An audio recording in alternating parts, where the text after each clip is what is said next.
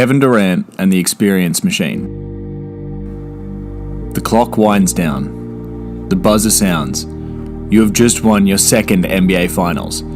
You see LeBron and the Cavs, utterly defeated in 5 games, walk to their locker room, and you see a mass of people fill the floor to set up for the celebrations and trophy ceremony.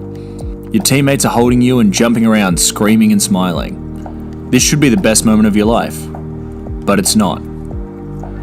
Kevin Durant going to the Warriors is the perfect example of Robert Nozick's concept of the experience machine or the pleasure machine. The idea of the experience machine is that you are told that you can have whatever life you want. You just have to experience it all in a machine. Once you're in there, you won't know that you're in the machine. And everything will feel like it would in real life. Only the things that make life painful won't be in there. You can choose to do whatever you want. You can choose to have whatever career you want, and you can choose to marry whoever you want. The concept, which takes its root in trying to disprove hedonism as a viable approach to living one's life, is a powerful argument against a life of only pleasure.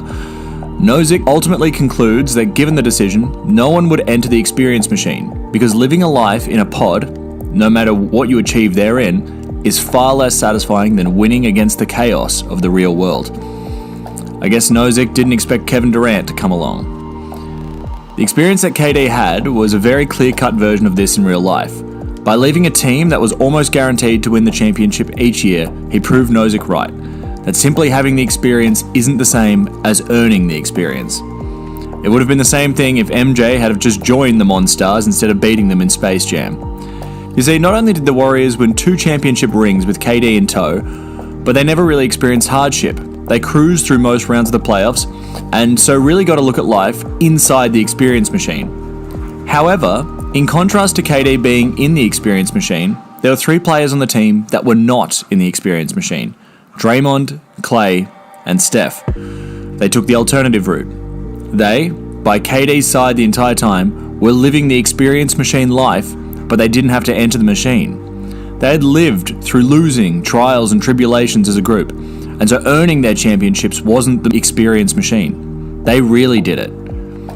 It's like hanging out with influencers that are famous for being themselves, and you bought all your followers. Sure, you might have the same amount of, quote, followers online, but something feels empty about you and not them. So in the end, why would KD leave?